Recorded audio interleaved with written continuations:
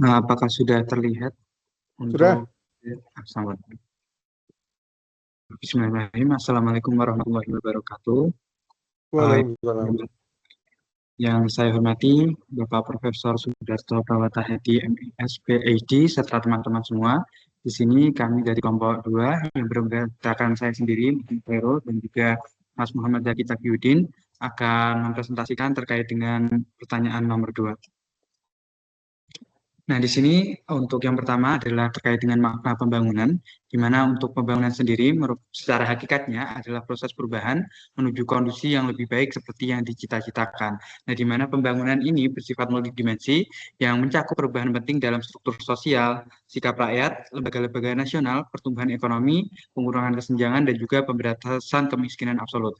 Nah, untuk sekarang ini ada 4 pilar pembangunan SDGs yang meliputi sosial, kemudian juga ekonomi, lingkungan, hukum, dan juga tata kelola, yang mana 4 pilar ini harus ada ketika kita berbicara terkait dengan pembangunan, utamanya pembangunan berkelanjutan.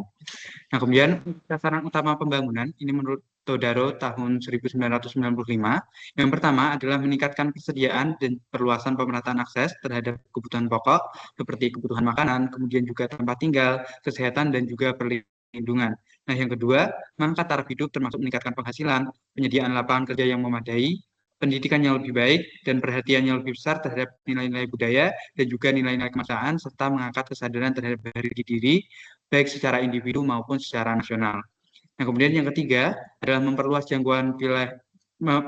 jangkauan pilihan ekonomi dan juga sosial bagi seluruh masyarakat melalui pembebasan dari sikap-sikap budak dan juga ketergantungan.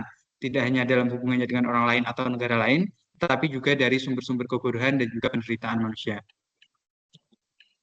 Nah, namun saat ini makna pembangunan ini mengalami distorsi, di mana distorsi makna pembangunan ini mengalami penyempitan atau penyimpangan pemahaman pembangunan dari konsep aslinya, yang mana konsep aslinya adalah multidimensional menjadi lebih sempit, seperti itu. Nah, untuk saat ini, beberapa aspek pembangunan ini hanya berfokus pada pertumbuhan ekonomi, kemudian juga pertumbuhan pembangunan infrastruktur, dengan mengabaikan dimensi lingkungan. Berikutnya akan dijelaskan oleh Mas Zaki. Baik, berikut ada pun dampak-dampak yang ditimbulkan jika pembangunan ini tidak sesuai atau menghasilkan regres bagi masyarakat. Nah, regres itu sendiri dapat diartikan sebagai sebuah kemunduran kualitas hidup akibat pembangunan. Di mana di sini dapat dilihat bahwa beberapa contohnya yaitu berupa masyarakat lokal atau adat yang termarginalisasi atau terpinggirkan, lalu ada dampak berupa hilangnya mata pencaharian masyarakat, lalu ketimpangan sosial ekonomi yang semakin melebar, juga ada dampak berupa degradasi dan kerusakan lingkungan yang disebabkan oleh pembangunan, ada juga dampak berupa konflik sosial yang mana diakibatkan oleh ketidakadilan dari distribusi manfaat yang dihasilkan dari pembangunan. Selain itu juga ada dampak berupa beban ekologis yang ditanggung oleh kelompok rentan. Nah, ada pun beberapa studi kasus di sini, yaitu pertama ada studi kasus berupa tanggul laut Semarang Demak, yang mana di sini dalam pembangunannya ini bertujuan untuk menanggul wilayah Semarang Demak agar tidak terdampak oleh rob atau oleh banjir rob. Yang mana di sini sebenarnya pembangunan ini bertujuan baik, yaitu untuk menjaga kestabilan ekonomi di Jawa Tengah, terutama di Semarang dan kawasan Demak. Nah, namun di sini dari pembangunan ini ada beberapa dampak yang mungkin dihasilkan, seperti hilangnya mata pencaharian masyarakat, yang mana sebelumnya masyarakat di sekitar pesisir Semarang Demak ini memiliki mata pencaharian sebagai nelayan. Namun setelah kawasan ini ditanggul, masyarakat terutama di daerah Sayung ataupun daerah Genu ini jadi tidak bisa untuk melaut. Nah, lalu ada pun kerusakan lingkungan yang dihasilkan oleh pembangunan ini, terutama di kawasan-kawasan pesisir Semarang Demak itu terdapat kawasan mangrove, yang mana dari pembangunan tanggul laut ini, mangrove-mangrove di sekitar dibabat sehingga ekosistem mangrove ini rusak. Selain itu ada juga studi kasus berupa pembangunan jalan tol Trans Jawa, yang mana di sini secara manfaat jalan tol ini bermanfaat secara ekonomi, terutama pertumbuhan ekonomi dari Jawa Jawa itu sendiri, Pulau Jawa. Nah, namun ada pun beberapa dampak yang dihasilkan yaitu seperti eh, masyarakat yang tidak semua masyarakat bisa mengakses dari bangunan jalan tol ini, terutama untuk masyarakat-masyarakat di kelas menengah ke bawah. Selain itu, ada juga konflik dari sosial yang dihasilkan dari pembangunan jalan tol ini, terutama untuk kawasan-kawasan kota di Pantura, yang mana sebelumnya mereka dilewati oleh jalan arteri biasa, yang mana di jalan arteri itu mereka membuka usaha seperti oleh-oleh ataupun kuliner. Namun setelah adanya jalan tol, kawasan-kawasan seperti kota-kota kecil itu sekarang tidak dilewati, sehingga masyarakat misal dari Surabaya langsung ke Jakarta tanpa melewati kota-kota kecil yang berpotensi mengalami pertumbuhan ekonomi jika tidak ada jalan tol ini. Selain itu, di studi kasus yang ketiga yaitu adanya pembangunan dari ibu kota negara atau IKN, di mana di sini menghasilkan dampak terutama untuk masyarakat suku adat yang di daerah Panajam Pasar Utara, yang mana mereka sendiri tidak dilibatkan dalam perencanaan dari pembangunan IKN ini, yang mana mereka hanya sebagai penonton dan mungkin akan memiliki dampak yang negatif ataupun positif, walaupun namun mereka sendiri terancam terusir jika mereka mungkin kalah dari pembangunan itu sendiri. Adapun juga dampak berupa degradasi atau kerusakan lingkungan, yang mana di wilayah ini sebelumnya adalah wilayah hutan, benar-benar hutan, namun setelah pembangunan ini, kawasan-kawasan hutan yang sebelumnya merupakan hutan itu dibabat untuk dibangun menjadi sebuah kota atau kota baru, yaitu IKN itu sendiri. Selanjutnya, Mas Khairul.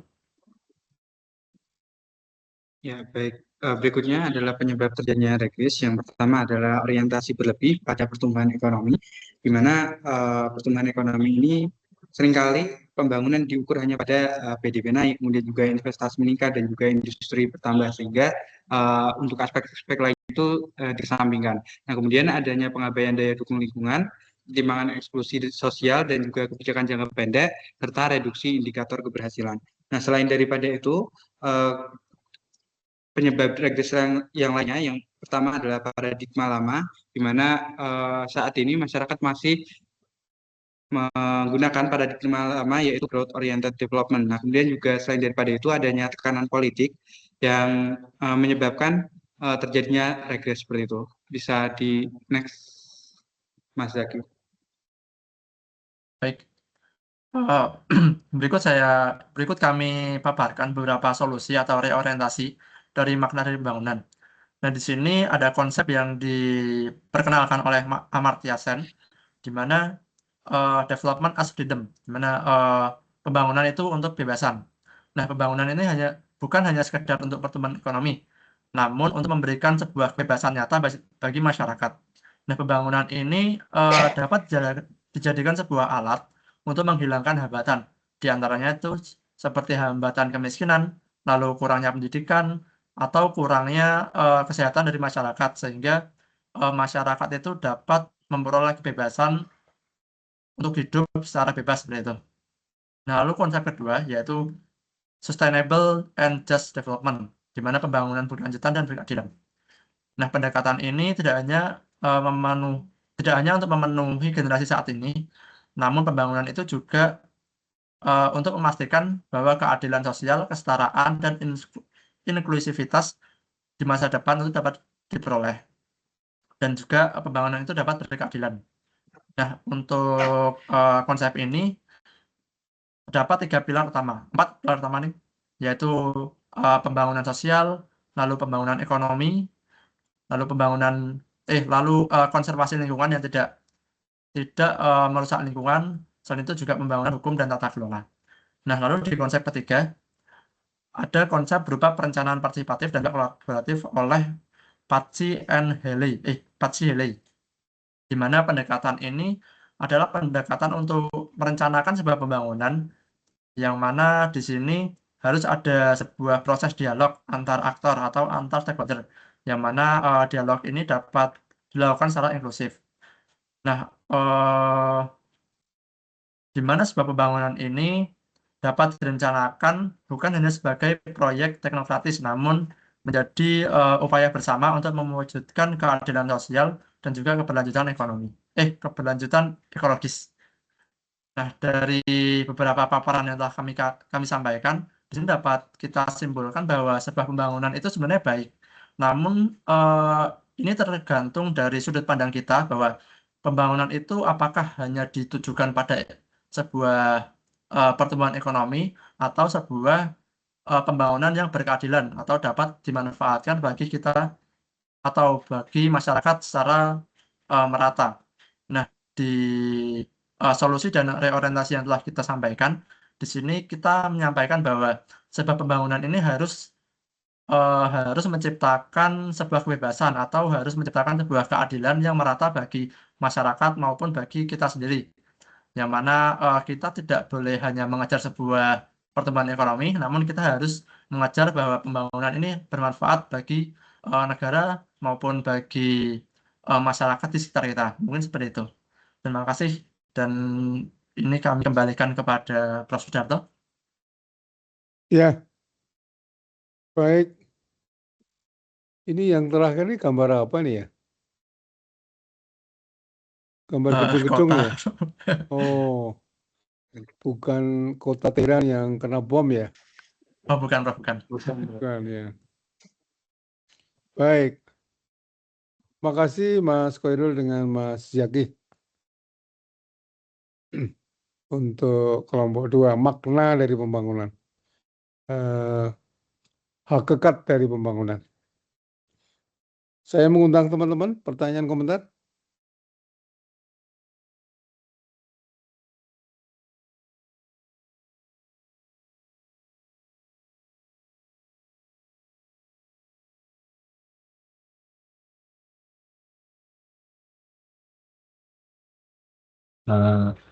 Monggo, Permisi, mungkin Mas saya Andri. izin bertanya.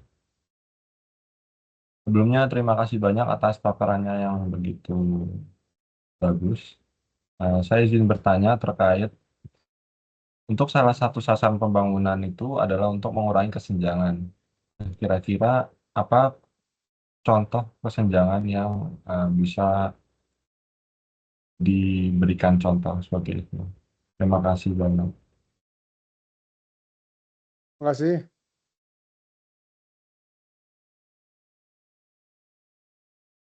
Saya Mas izin Koirul, Mas bertanya. Zaki mohon di... Oh, Mas Helmi tanya. Ya, silakan Mas Helmi. Ya, Prof, mohon izin Prof menambahkan pertanyaan. Sebelumnya matur nuwun Mas Harul, Mas Zaki.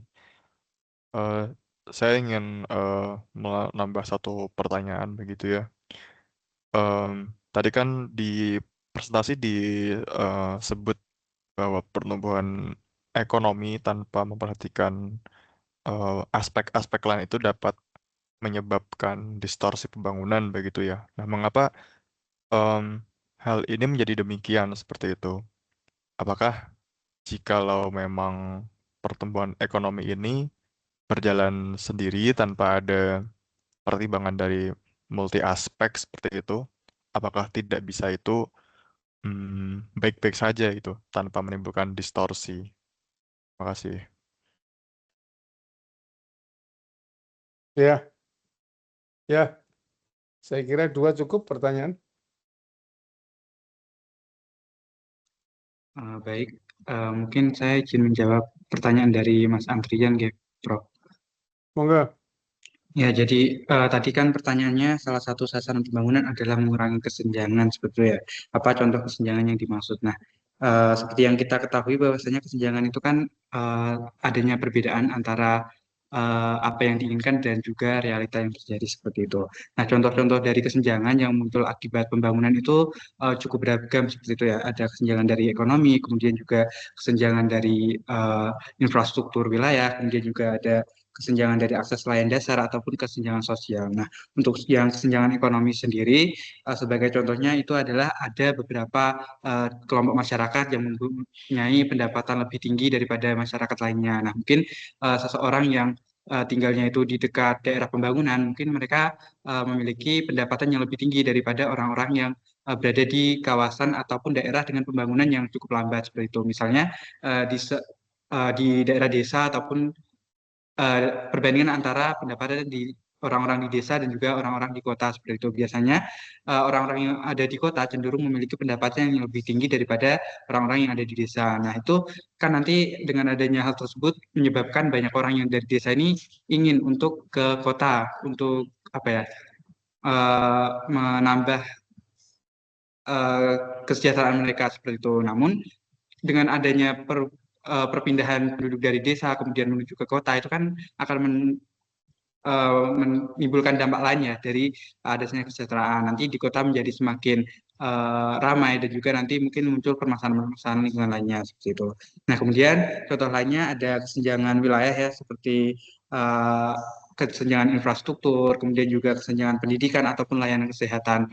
Nah, itu biasanya orang-orang yang berada di wilayah pembangunan yang cukup masif ataupun cukup modern itu memiliki tingkat pendidikan yang lebih baik, kemudian juga layanan kesehatan yang lebih baik, ataupun infrastruktur yang lebih baik. Nah, kemudian juga kesenjangan dari akses layanan dasar seperti pendidikan, kesehatan, air bersih, ataupun lain sebagainya, seperti yang saya bilang tadi ya, biasanya orang-orang ataupun penduduk yang berada di wilayah yang lebih modern atau lebih dekat dengan pembangunan itu memiliki layanan dasar yang lebih baik daripada yang berada di daerah-daerah yang jauh dari pembangunan seperti itu.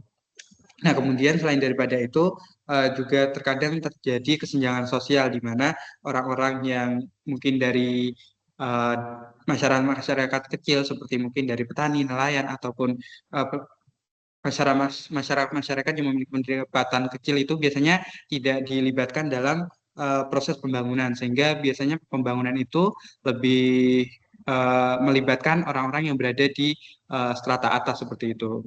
Seperti itu, Mas Andrian. Apakah cukup jelas? Cukup, Mas. Terima kasih banyak atas jawabannya. Baik, terima kasih, Mas Andrian. Izin Prof, saya jawab yang pertanyaan Mas Helmi.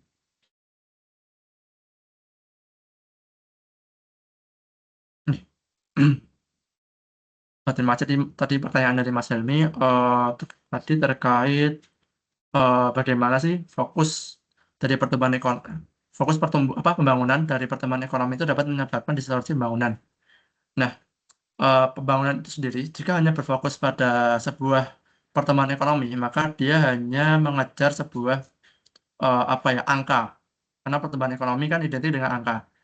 Nah, di sini jika hanya mengejar dari pertumbuhan ekonomi, dia akan mengabaikan dari beberapa aspek lain seperti lingkungan, yang mana jika lingkungan itu diabaikan maka kerusakan lingkungan itu akan terjadi, terutama terkait eksploitasi yang berlebihan.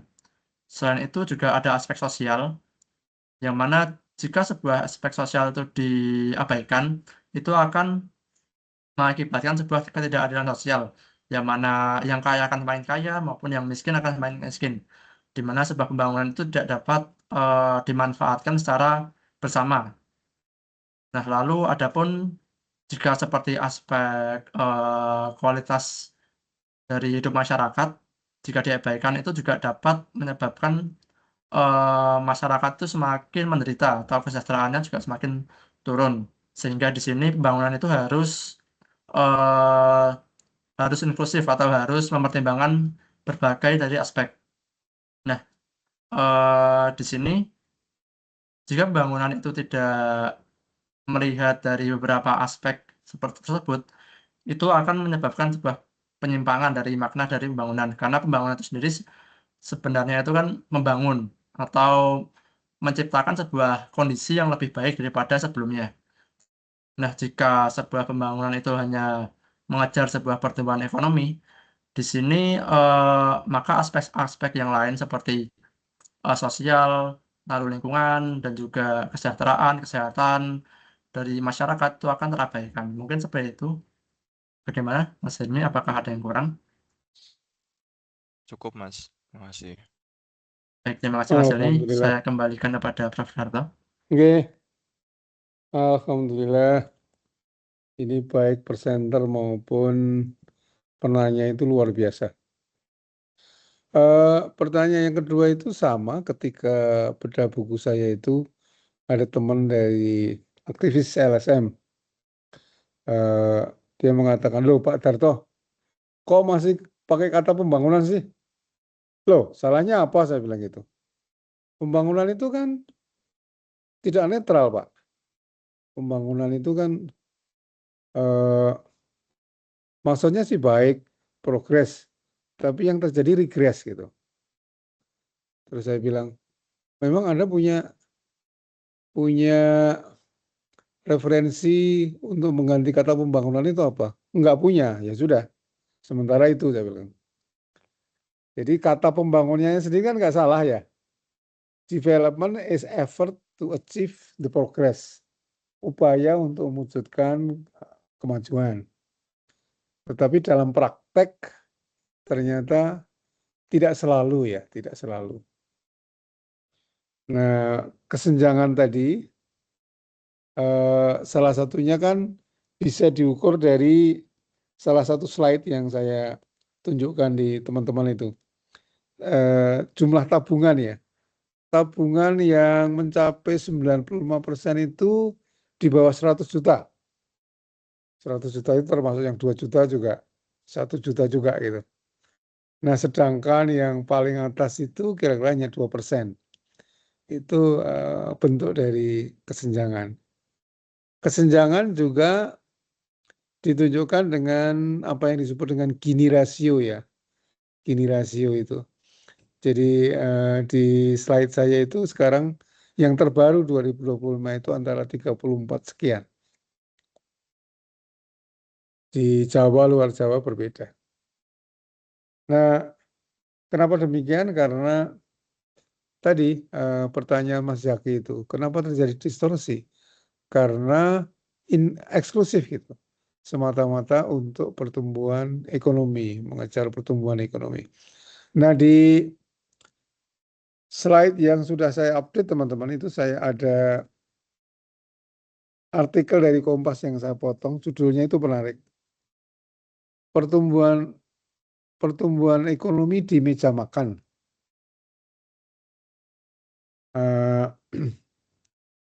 Jadi pertumbuhan ekonomi kita itu sekarang kan 5,5 kalau nggak salah. 5,05. Lebih tinggi daripada 2024. Dan itu perlu diapresiasi. Nah, tetapi tugas berikutnya adalah bagaimana kue itu diratakan. Merata dirasakan oleh seluruh masyarakat Indonesia. Masalahnya itu. Jadi lalu ditunjukkan dengan kesenjangan, kaya miskin, lalu antar daerah gitu. Jadi pertumbuhan bagus 5%, tetapi belum mencerminkan kue yang dinikmati oleh semua orang. Jadi kalau itu dibagi rata menjadi pendapatan orang per orang itu tidak mencerminkan pendapat orang per orang dari 280 juta manusia itu. Apalagi kalau kita melihat praktek pembangunan seperti yang tadi disampaikan di Pantura, kemudian di hilirisasi di Morowali, Konawe, Halmahera, itu ada kerusakan ekologi itu membawa ketidakadilan. Jadi ruang hidup masyarakat itu menjadi terampas karena mata pencaharian mereka itu terancam karena dampak lingkungan. Nah, ini bentuk dari belum seimbangnya antara aspek ekonomi, lingkungan, dan sosial. Saya kira itu yang kelompok 2. Sekarang kita undang kelompok 3.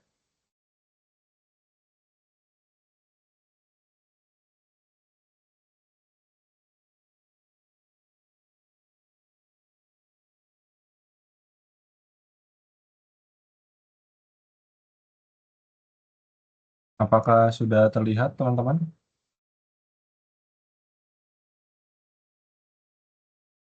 Sudah. Baik, selamat siang. Assalamualaikum warahmatullahi wabarakatuh. Saya dari kelompok 3 yang beranggotakan saya sendiri, Andrian Kaspari, dan Silvi Romaya Dwi Sari, ingin presentasikan terkait sustainable development, khususnya pada pilar ke-13, yaitu climate action, yang memiliki jargon itu berbunyi reduce commitment to climate action with less environmental footprints due to less production and transportation.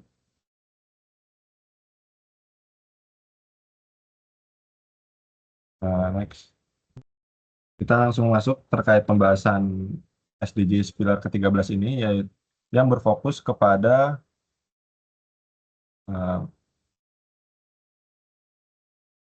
peningkatan atau terkait iklim, perubahan iklim seperti itu, yang bertujuan untuk memerangi perubahan iklim dan dampaknya melalui mitigasi dari emisi gas rumah kaca, adaptasi bencana, peningkatan pendidikan, serta kesadaran akan perubahan iklim bagi seluruh negara. Pada implementasinya, komitmen terhadap aksi iklim ini justru malah melemah. Namun, pada saat yang sama, jejak lingkungan justru menurun.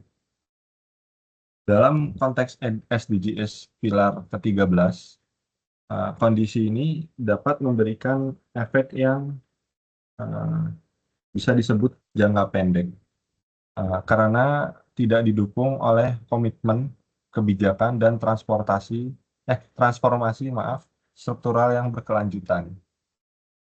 Nah, seperti kita lihat yang terjadi di Indonesia, itu terdapat beberapa tren, yaitu pada tahun 1970-an, Indonesia itu mengalami booming eksploitasi minyak bumi.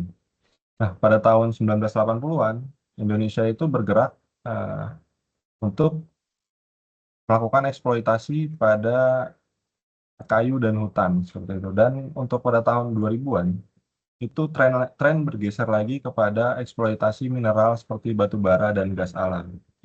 Dampaknya apa dari tren-tren yang terjadi di Indonesia ini? Yang pertama yaitu negara memperoleh pemasukan besar, tetapi dalam pengelolaannya atau sistemnya itu masih lemah, sehingga beberapa sektor itu hampir bangkrut, seperti contohnya Pertamina.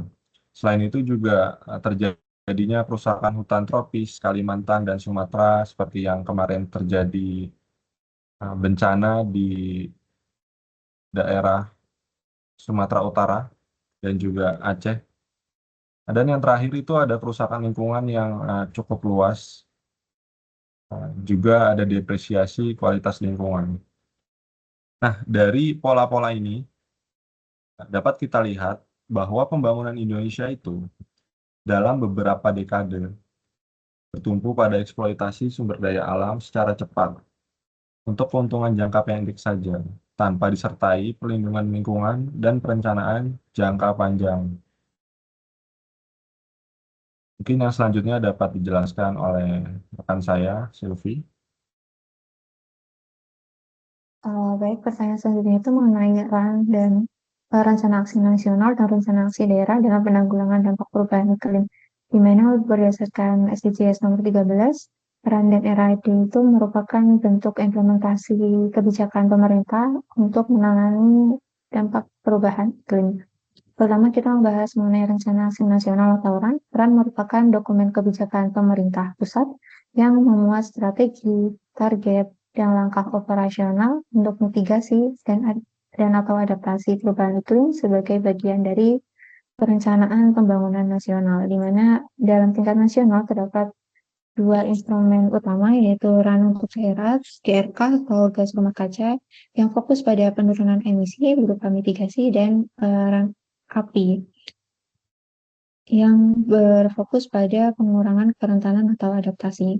Pertama, kita membahas mengenai RAN GRK yang mengatur strategi penurunan emisi pada sektor energi, kehutanan dan lahan, pertanian, limbah, dan industri. Di mana dengan contoh implementasinya itu ada di program rehabilitasi hutan dan mangrove untuk menyerap karbon. Kemudian contohnya yang lain yaitu pengembangan energi terbarukan sebagai bagian dari transisi energi nasional.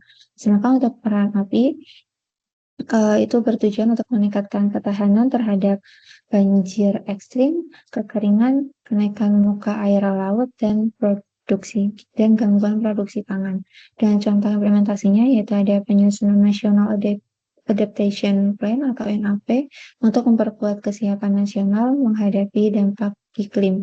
Dan yang kedua itu ada integrasi isu perubahan iklim dalam sektor kesehatan melalui rencana aksi adaptasi sektor kesehatan. Bisa di next, Mas. Bahasan selanjutnya itu mengenai rencana aksi daerah. Rencana aksi daerah merupakan dokumen kebijakan pemerintah daerah yang menerjemahkan dan mengimplementasikan strategi nasional perubahan iklim ke dalam konteks lokal sesuai karakteristik dan kerentanan wilayah daerah tersebut. Di Indonesia sendiri, untuk RAD itu menggunakan sistem desentralisasi, maka kebijakan nasional itu dijabarkan dalam rencana aksi daerah di tiap-tiap daerah.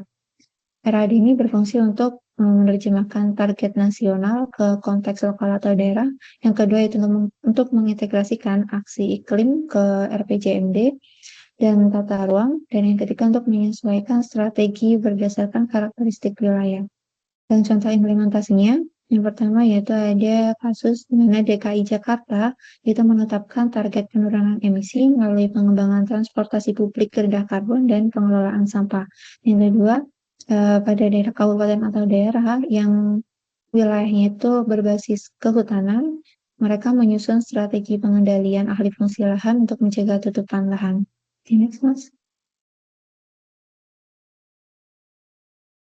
Selanjutnya ada konteks nyata dampak perubahan iklim dan peran dan RAD dalam menanganinya, di mana tahun lalu itu terjadi banjir ekstrim terjadi di berbagai wilayah Indonesia yang menunjukkan bahwa adanya perubahan iklim. Dan perubahan iklim ini tuh bukan lagi isu jangka panjang, melainkan sudah menjadi kondisi nyata saat ini yang ada di Indonesia. Nah, pola curah hujan yang semakin tidak menentu, kenaikan suhu, dan naiknya muka air laut memperparah risiko di wilayah perkotaan dan pesisir. Kondisi ini memperlihatkan bahwa peran RAN dan RAD itu memiliki peran yang strategis dalam mengurangi risiko tersebut. Lalu muncul pertanyaan bagaimana sebaiknya RAN dan RAD itu berperan. RAN dan RAD itu tidak boleh berhenti sebagai dokumen administratif saja, melainkan harus terintegrasi secara substantif dalam sistem perencanaan pembangunan, penganggaran, dan tata ruang. Di mana caranya yaitu yang pertama ada penguatan peran RAN yang dengan cara mengharusutamakan resiko iklim dalam seluruh proyek pembangunan nasional, kemudian dapat mewajibkan analisis resiko iklim pada proyek pembangunan infrastruktur, kemudian diperlukannya mengintegrasikan aksi iklim dalam sistem penganggaran nasional. Kemudian dapat juga dengan cara mengedepankan pendekatan ketahanan. Yang kedua yaitu penguatan untuk peran RAD atau RAD, yang RAD itu seharusnya itu dapat berbasis pada pemetaan kerentanan di wilayah daerah. Kemudian RAD juga seharusnya itu terintegrasi dengan RT/RW dan RDTR agar tidak terjadi kontradiksi antar kebijakannya. Yang selanjutnya yaitu RAD itu bisa memperkuat perlindungan kawasan resapan dan sempadan sungai dan melibatkan partisipasi masyarakat dalam adaptasi berbasis komunitas. Next. Selanjutnya ada pertanyaan mengenai hubungan RAN dan RAD. Secara ideal, RAN itu rencana aksi nasional itu menetapkan arah dan target nasional yang berbasis mitigasi dan adaptasi, sedangkan RAD rencana aksi daerah itu tentunya mengimplementasikan strategi tersebut secara kontekstual di daerah masing-masing. Namun efektivitasnya keduanya itu sangat bergantung pada yang pertama ada konsistensi pendanaan, di mana diperlukan agar program mitigasi dan adaptasi ini berjalan berkelanjutan dan tidak berhenti di tengah jalan. Yang kedua yaitu koordinasi antara pusat dan daerah. Hal ini penting untuk memastikan kebijakan nasional itu selaras dengan implementasi tingkat lokal tanpa tumpang tindih. Selanjutnya yaitu integrasi dalam sistem perencanaan pembangunan, di mana pembangunan itu membuat kebijakan iklim menjadi bagian arus utama pembangunan, bukan hanya sekedar untuk program tambahan. Yang terakhir yaitu adanya komitmen politik jangka panjang. Hal ini penting untuk dilakukan karena menentukan kesinambungan kebijakan antar periode pemerintahan sehingga target perubahan iklim dapat tercapai secara konsisten. Perubahan iklim bersifat lintas sektor dan lintas wilayah, sehingga kebijakan penanggulangannya juga harus bersifat terintegrasi dan berkelanjutan. Next, Mas. Sekian presentasi dari tim kami. Kami kembalikan kepada Prof. Sudiharto. Baik, makasih Mbak Silvi, Mas Andrian. Pertanyaan komentar teman-teman?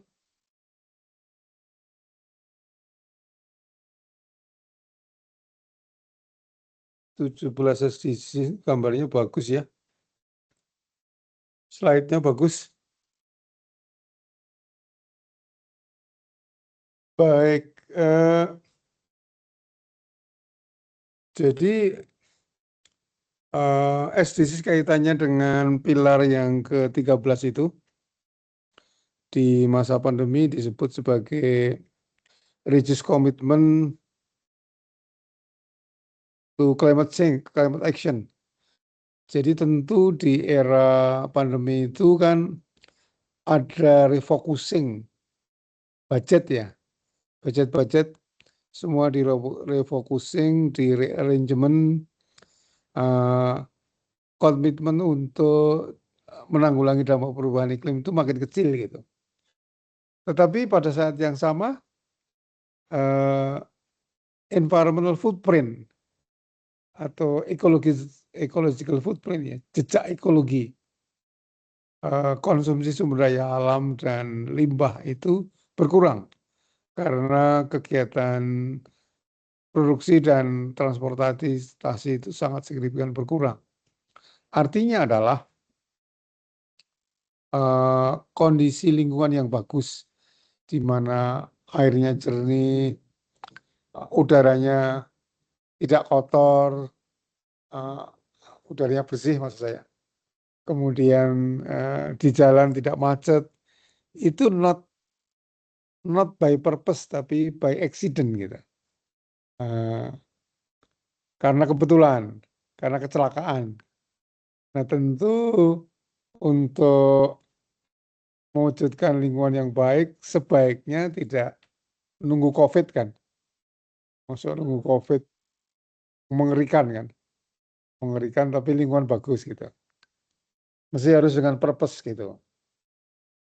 Lalu kita melihat RAN dan RAT ya. Rencana Aksi Nasional dan Rencana Aksi Daerah dalam menanggulangi dampak perubahan iklim. Jadi ada dua program besar itu, mitigasi dan adaptasi. Mitigasi itu mengurangi dari sumbernya. Kalau energi ya menggunakan energi baru terbarukan, mengurangi porsi dari energi fosil yang sekarang ini masih dominan. Energi baru terbarukan itu baru sekitar 13,7%. Dari sasaran target 2025 yang tahun kemarin itu 23%. Baru 13,7%, masih jauh. Nah, yang kedua adalah adaptasi. Adaptasi itu mengembangkan pola pembangunan dan pola-pola perilaku yang bisa mengurangi dampak dari perubahan iklim. Jadi perubahan iklim itu suka atau tidak suka, sudah ada di sekitar kita.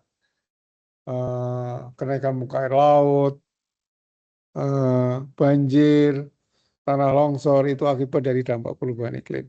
Nah, kita harus melakukan mitigasi dan adaptasi. Nah, RAN dan RAT itu mesti harus koordinasi. Dan ini sebenarnya adalah kalau dilihat itu kegiatan rutin dari OPD gitu. Tidak bisa kemudian diperlakukan sebagai proyek. Baik teman-teman, jadi semua sudah presentasi. Silakan Di stop sharing. Saya ingin sampaikan pertanyaan selanjutnya. Teori perencanaan.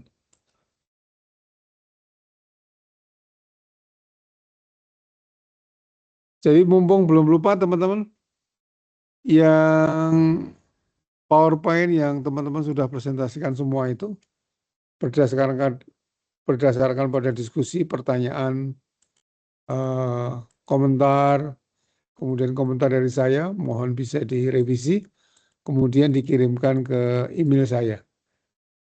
Nanti saya akan info ke Mas Andrian sebagai Kormat,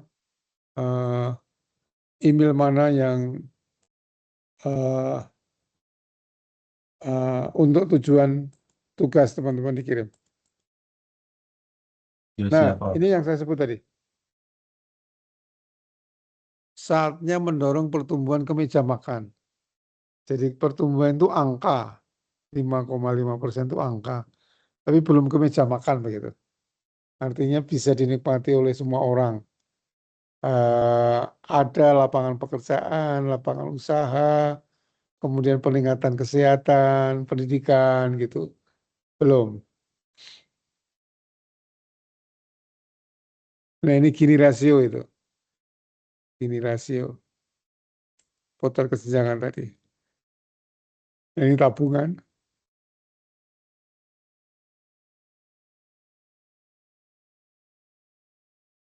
(57) total simpanan di perbankan dikuasai oleh 0,12 masyarakat terkaya. Itu menunjukkan adanya kesenjangan.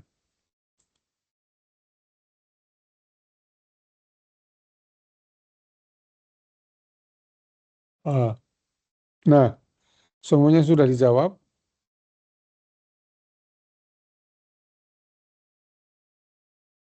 Nah, perencanaan menanggulangi banjir ini. Jadi setiap terjadi banjir, teman-teman, itu kita mendengar dari pejabat, DPR, bahkan para ahli tentu saja, bahwa banjir di Sumatera, Jabodetabek, Pantura, Pati, Kudus, Demak, Makassar, Malinau, itu karena alih fungsi lahan. Tetapi ketika banjir itu surut, maka surut pula pemikiran itu. Jadi artinya tidak menjadi bahan dalam perencanaan. Maksudnya tidak menjadi bahan itu ketika sebuah daerah sudah terlampaui daya dukung lingkungannya, maka daerah itu mesti harus dikontrol, dikendalikan kegiatan pembangunannya, kalau perlu di stop. Nah itu yang belum sampai kepada perencanaan. Tata ruang, kemudian RPJMD itu belum memasukkan daerah-daerah yang sudah terlampaui daya dukung lingkungannya itu menjadi perhatian yang besar. Sehingga di tahun berikutnya banjirnya makin tinggi intensitasnya maupun luasannya. Nah, nomor 5 itu build back better, membangun lebih baik. Jadi kira-kira begini, ini seruan dari Forum Ekonomi Dunia setelah COVID-19 itu. Jadi dalam persepsi, dalam pandangan Forum Ekonomi Dunia, setelah COVID-19 itu berkesimpulan bahwa kondisi lingkungan kita itu rentan. Jadi mari kita membangun lebih baik. Jadi membangun lebih baik itu kalau di suatu daerah terjadi bencana seperti di Sumatera itu, pilihannya kan dua, apakah membangun seperti semula atau membangun lebih baik ketika terjadi bencana lagi, kita bisa menanggulangi. Tentu pilihannya yang kedua. Itu yang disebut sebagai membangun lebih baik. Artinya adalah pembangunan yang semata-mata tidak berorientasi pada pertumbuhan saja. Kalau pertumbuhan saja yang seperti di Sumatera itu, seperti Jabodetabek, seperti di Pantura, yang eksklusif gitu. Jadi membangun lebih baik itu kembali mensinergikan antara profit, people, dan planet. Oke, sudah terjawab semua. Nah, berikutnya mohon dibaca ini langkah-langkah perencanaan. Ini tahapan perencanaan itu mulai dari identifikasi masalah, merumuskan tujuan, fact appraisal, ini melakukan penilaian situasi, ini alternatif kebijakan. Lalu di antara alternatif itu dipilih kebijakannya apa, lalu baru kajian dampak dan keputusan. Ini the 7 step of planning namanya. Nah, ini penjelasan tentang masalah itu apa.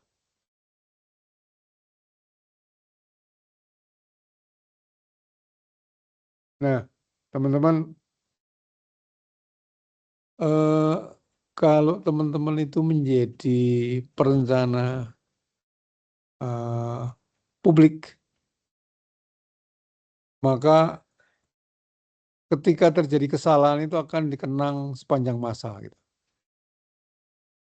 Kalau dokter meskipun itu melakukan kesalahan tetap diapresiasi.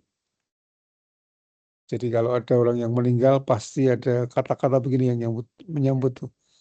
Terima kasih kepada dokter yang sudah merawat mulai sakit hingga meninggalnya. Saya salah pun diapresiasi dokter itu. Tetapi seorang perencana yang melakukan kesalahan itu akan dikenang publik sepanjang masa, sepanjang hasil perencanaan itu tidak dibongkar gitu. Misalnya ini, pangkalan pendaratan ikan tidak ada nelayannya. Sudah dibangun, sudah gedungnya bagus, nggak ada nelayan. Terminal tidak ada kendaraan angkutan umumnya. Jadi angkutan umumnya lebih senang ngetem di luar. Terminalnya kosong. Pasar tidak ada pedagangnya. Karena enggan untuk masuk di situ karena mahal. Arsitekturnya tidak sesuai dengan aspirasinya. Dermaga tidak disinggahi kapal. Mangkrak. Nah, bangunan-bangunan yang mangkrak ini menjadi monumen. Nah, siapa tuh dulu yang bangun gitu? Siapa sih perencananya gitu? Ini artinya tidak mengakomodasi kepentingan stakeholder sehingga pendaratan ikan tidak digunakan PP ini. Semua tidak digunakan. Ada kesalahan perencanaan. Nah, kemudian di slide ini ada dua teori perencanaan. Satu yang dikemukakan oleh Harry Barclay Hudson ini. Ini tipe-tipe perencanaan oleh Barclay Hudson. Ini teori perencanaan yang dikembangkan oleh Friedman.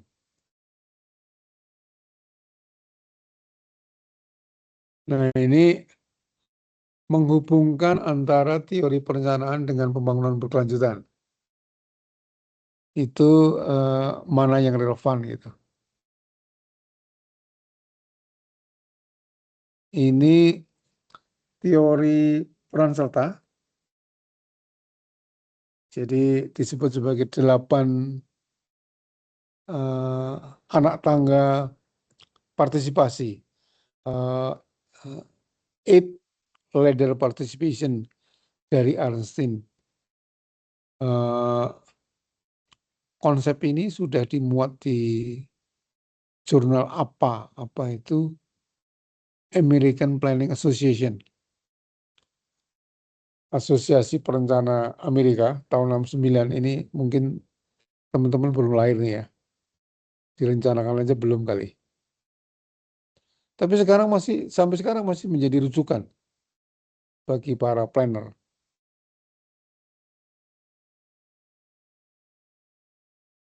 Nah, kemudian untuk mendalami apa yang saya sampaikan tadi. Ini ada assignment 2. Assignment 2 itu ada 6 pertanyaan.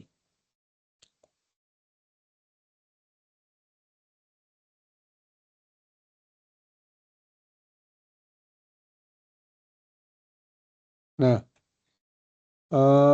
teman-teman itu ada 6. Ada 6, kita masih kuliah, ini kuliah yang kedua.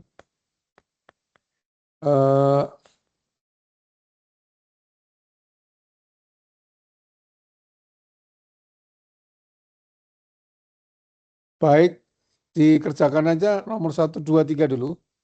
Kelompoknya tidak perlu ganti, karena sesungguhnya tugas kelompok itu juga saling belajar. Kalau 2 orang saya kira pasti tidak ada yang gandul itu, dua-duanya pasti kerja.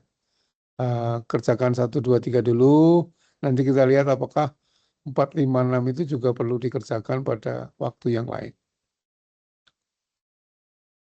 Saya kira itu teman-teman. Jadi nanti minggu depan agenda kita seperti hari ini, kita diskusi, presentasi diskusi, assignment 2 ada 3 kelompok. Materinya ada di materi kuliah dan sebenarnya buku saya, dan welcome kalau ada materi-materi yang lain, nggak apa-apa Anda mengeksplor materi-materi yang lain yang relevan. Sebelum saya akhiri, kalau ada pertanyaan.